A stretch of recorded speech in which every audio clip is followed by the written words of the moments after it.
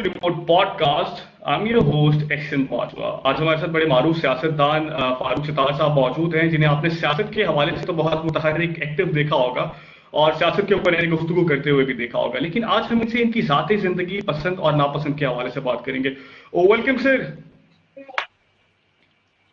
Ji thank you so much, और आपके सारे देखने वालों को भी अस्सलाम वालेकुम और बहुत सारी दुआएं। अल्लाह ताला इस मुश्किल और आजमाइश से हम सबको निकाले इंशाअल्लाह। सर मुझे ये बताइएगा कि इस वक्त कोरोना जो है बड़ा मुतहर्रिक है, ये वबा जो कि बहुत तेजी से पाकिस्तान में फैल रही है, तो इस हवाले से मैं आपसे जानना चाहता हूँ कि आप क्या समझते हैं कि हुकूमत की किस हद तक और कौन सी सेक्टर में नाअहली है जो कि वो इस वबा पर कंट्रोल करने में नाकाम रहे हैं? मैं ये समझता हूँ कि लॉकडाउन का वक्त बुरा नहीं था जो जरा जल्दी कर दिया, क्योंकि उसी में अगर वफाकी हुकूमत जो पीटीआई की और इमरान खान साहब की है, वजीर आजम है वो, और जो सिंध की सूबाई हुकूमत वजीर आला मुराद अली शाह पीपल्स पार्टी के, अगर वो एक पेज पर होते, एक नेशनल रिस्पांस होता, एक नेशनल पॉलिसी बन जाती, शुरू में काउंसिल ऑफ कॉमन इंटरेस्ट का एक इजलास हो जाता जो एक कॉन्स्टिट्यूशनल फोरम है, तो पूरी कौम को इस वबा और पैंडेमिक की सीरियसनेस का अंदाजा होता। एक तरफ प्राइम मिनिस्टर पीटीआई कह रही है कि स्मार्ट लॉकडाउन और कोई बहुत ज्यादा हमें सख्त लॉकडाउन नहीं करना, प्रोविंशियल गवर्नमेंट कह रही है कि हमें सख्त लॉकडाउन में जाना है। इसकी बजाय दोनों एक पेज पर होते और ये कहते हैं कि हम सख्त लॉकडाउन पर जाएंगे, हम कर्फ्यू भी लगा देंगे, तो एक महीने में वो जो ताफ्तान से केसेस आए थे या दुनिया में कहीं से भी कोरोना अगर पाकिस्तान में आ गया, अगर ये दोनों हुकूमतें एक पेज पर होती, क्रेडिट की सियासत ना करती, एक दूसरे से इनसिक्योर ना होती, पोल्स अपार्ट ना होती, तो आप यकीन माने कोरोना को मौका न मिलता पाकिस्तान में कदम जमाने का। कोरोना को मौका ही मिला पाकिस्तान में कदम जमाने का, क्योंकि हमारी सूबाई हुकूमत सिंध की और वफाक की हुकूमत दोनों एक पेज पर नहीं थे।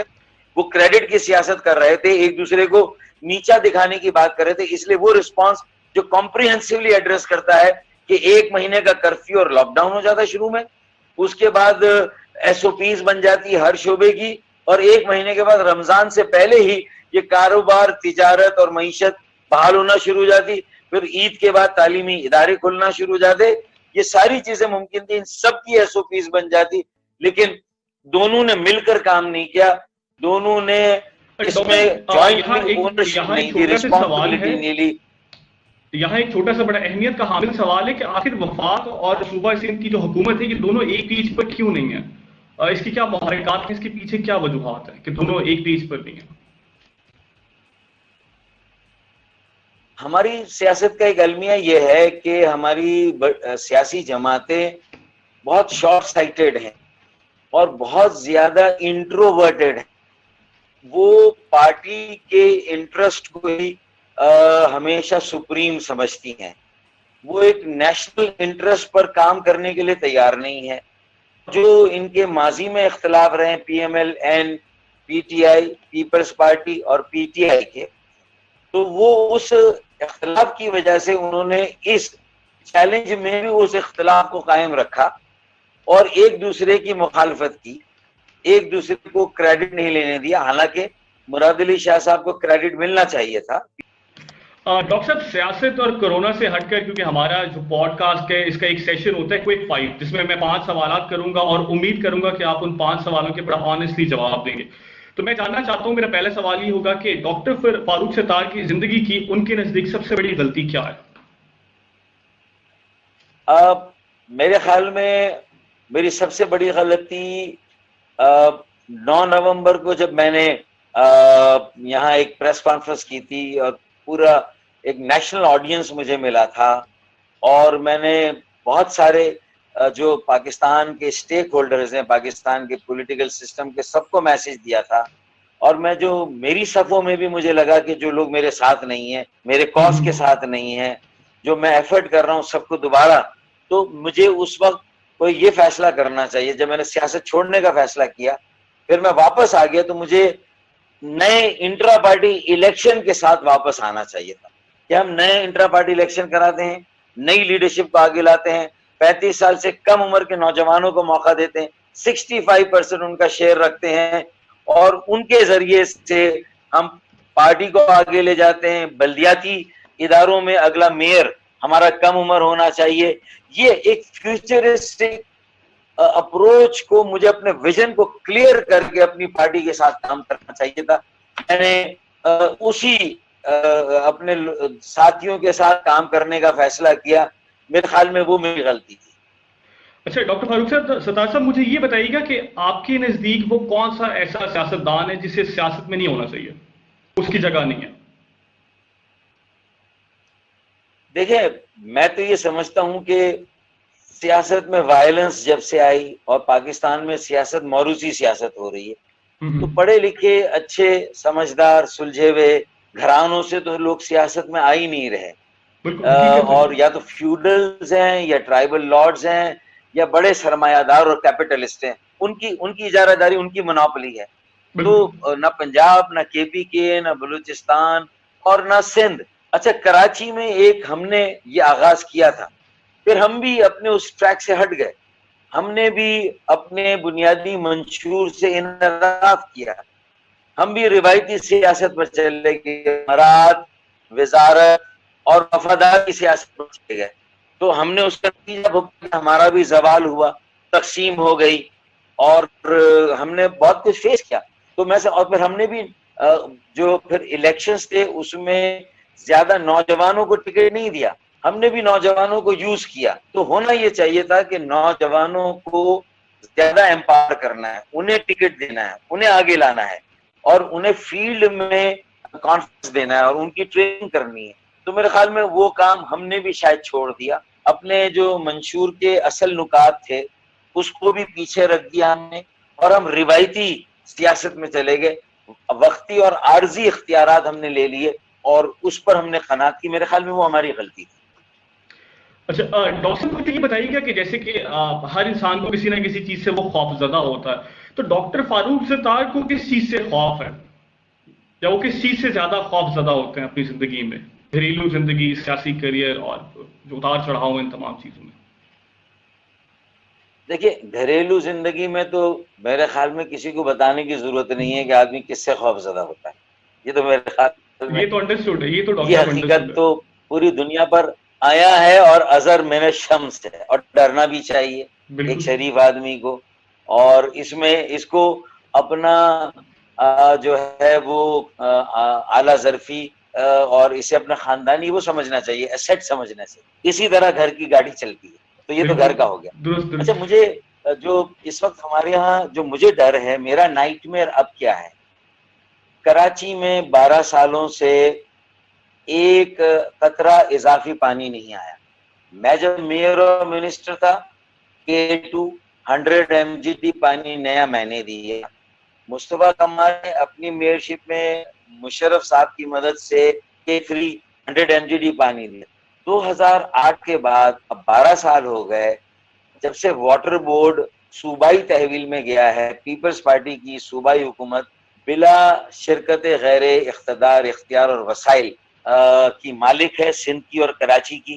اور کراچی کو ایک K4 پر کوئی کام نہیں, K2 پہ میں نے کیا, K3 پہ مصطفیٰ نے کیا, K4 پہ کام نہیں ہوا.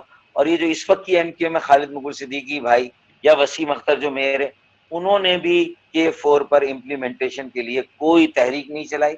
سر میرا اگلا سوال یہ ہے کہ اگر in case doctor Farooq Sattar کے پاس سیاست کے بعد کسی اور شعبے میں جانے کا کوئی آپشن ہوتا تو وہ کس شعبے کا انتخاب کرتے عملی زندگی میں, سیاست کے علاوہ؟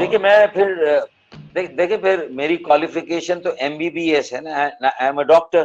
اور میں ظاہر ہے کہ پلاسٹک سرجری کی میں نے ٹریننگ بھی کی تھی 6 مہینے, پیتھولوجی میں بھی میں نے کام کیا تھا. میں شاید کمیونٹی ہیلتھ سائنسز میں جاتا جہاں لوگوں کے ساتھ engagement who. Prevention is better than cure. میں سیاست میں بھی جو بیماریاں اس کو جڑ سے اکھاڑ کر پھینکنا ہے. ہمیں صرف علامتی علاج نہیں کرنا, اگر مرض ہو جائے تو ہمیں اس کا مستقل علاج کرنا ہے, جڑ سے اکھاڑ کر پھینکنا ہے. پاکستان میں علامتی علاج ایسی بیماریوں کا جو ہے معالجاتی کیوریٹو ٹریٹمنٹ نہیں ہوا. اسی طرح اگر میں ایک فزیشین ہوتا, ایک سرجن ہوتا, تو میں بیماری ہو جاتی تو جڑ سے اکھاڑ کر پھینکنے کی بات کرتا, اور بیماری کو روکنے کے لیے prevention is better than cure, میں اس فارمولے پر زیادہ وسائل کو خرچ کرتا، میں ایسی پالیسیز بنانے میں حکومتوں کی مدد کرتا اور وہاں بھی سیاست کرتا، چاہے وہ پاکستان میڈیکل ایسوسی ایشن کی ہو، ڈاکٹروں کی سیاست ہو، تو وہاں پر بھی شاید کہیں نہ کہیں پالیٹکس میں نظر آتا۔ اوکے، مطلب سیاست کہیں بھی کرتے ہیں لیکن سیاست میں نہ ہوتے۔ سر مجھے یہ بتائیے گا کہ ڈاکٹر فاروق ستار نے آخری دفعہ یہ فیصلہ کب کیا کہ وہ سیاست چھوڑ دیں گے؟ کیونکہ اکثر یہ گمان رہتا ہے، اور کیونکہ آپ نے کئی دفعہ اس کا اعتراف بھی کیا، آپ نے سیاست چھوڑی بھی، تو میں جاننا چاہتا ہوں یہ حالیہ دنوں میں آخری دفعہ یہ آپ نے کب سوچا یا پھر یہ خیال آیا کہ آپ سیاست چھوڑ دیں؟ دیکھیں، سیاست چھوڑنے کا فیصلہ میں نے 9 نومبر ہی کو کیا تھا، جب مجھے پارٹی میں اندر کچھ چیزوں پہ ایسی مخالفت کا سامنا تھا اور میرے ساتھ بڑا باریک کام ہو گیا۔ ایک طرف بظاہر پارٹی میرے ساتھ کھڑی تھی کہ مصطفیٰ کمال کے ساتھ مل کے الحاق کریں کہ الائنس بنا لیں، لیکن پھر میرے پیروں کے نیچے سے زمین کھینچ لی میرے ایک سینئر رہنما نے، یہ کہہ کے کہ انا للہ و انا الیہ راجعون۔ جب میں نے دیکھا کہ اتنی خود غرضی، اتنی بے حسی، اور پارٹی میں 35 سال سے میرے ساتھ کام کرنے والے میرے ساتھ نہیں کھڑے، تو پھر میں نے فیصلہ کیا کہ ہم عزت کے لیے سیاست میں نے کی۔ میں اسی گھر میں رہتا ہوں 50 سال سے، جس گھر میں کلاس 1 میں آیا۔ میں 2 مرتبہ، ایک مرتبہ صوبائی وفاقی وزیر بنا، میئر بنا، اربوں روپے کے پروجیکٹس میرے ہاتھوں سے نکلے، اس پر عمل درآمد ہوا، لیکن کرپشن کا کوئی مجھ پر الزام نہیں ہے، میں نے کوئی لوٹ مار نہیں کی، میں نے کوئی قبضے نہیں کیے زمینوں پر۔ میں اپنی پارٹی کے بہت سارے اور لوگوں سے بھی الحمدللہ اللہ تعالیٰ نے مجھے ان سارے الزامات سے محفوظ رکھا۔ تو جب یہ ساری باتیں ہوں تو پھر میرا دل بہت خراب ہوا تھا اور میں نے فیصلہ کیا میں سیاست کو چھوڑ دوں گا۔ میں نے چھوڑ دیا، لیکن میری والدہ کو انہوں نے منایا، پھر مروت، مصلحت، میری سادگی، میری شرافت میرے آڑے آ گئی۔ میں نے اسی تنخواہ پر کام کرنے کا فیصلہ کر لیا، وہ میری غلطی تھی، میں نے پہلے بھی کہا مجھے اسی تنخواہ پہ کام نہیں کرنا چاہیے تھا، تو یہ میرا فیصلہ۔ اوکے، اچھا بس وہ ڈاکٹر غلطی ہوئی۔ ہمارے اس پوڈ کاسٹ کا آخری راؤنڈ ہے سر، میں آپ سے 5 لوگوں کے ایک ایک کر کے نام لوں گا اور آپ کو ہر جن شخص کے میں نام لوں گا ان کو ایک ایک مشورہ دینا ہوگا۔ سر عمران خان کو کیا مشورہ دینا چاہیں گے آپ؟ اپنی ٹیم ٹھیک کریں، اپنی پرائرٹیز ٹھیک کریں، اور پارلیمان کو کریں ڈیزالو، یعنی قومی اسمبلی کو۔ عوام میں جا کر کہیں کہ مجھے، میں پھر سے الیکشن میں جا رہا ہوں، 2/3 مجھے دیں، 2/3 دیں گے تو میں کچھ کر سکتا ہوں۔ اچھا ڈاکٹر صاحب، اداکارہ میرا کو کیا مشورہ دینا چاہیں گے آپ؟ میرے خیال میں ان کی انگریزی بہت اچھی ہے، وہ کانشیس کیوں ہوتی ہیں، وہ کانشیس نہ ہو۔ کانشیس نہ ہوا کرے، یہ آپ کا اداکارہ میرا کو مشورہ؟ ہاں، وہ جیسی بھی ہے وہ بولتی ہیں تو دیکھیں نا، وہ وائرل بھی ہوتی ہے اور لوگ اس کو جو ہے وہ اس کو بھی اپناتے ہیں، اس انگریزی کو بھی، تو وہ نہ اچھا ڈاکٹر کانشیس نہ ہوا کرے اپنے۔ ڈاکٹر فردوس عاشق اوان کو کیا مشورہ دینا چاہیں گے آپ، خاص طور پر اب جو وہ خیر آباد کہہ چکی ہیں حکومت کا جو ان کا پاس عہدہ تھا؟ میں سمجھتا ہوں کہ میں یہ نہیں کہوں گا کوئی سیاست چھوڑ دیں، وہ جو بھی اپنے حصے کا کام ہے وہ ایز اے پارلیمنٹیرین کام کریں اور کنٹریبیوٹ کریں۔ اگر وہ چونکہ ممبر قومی اسمبلی میں ہیں تو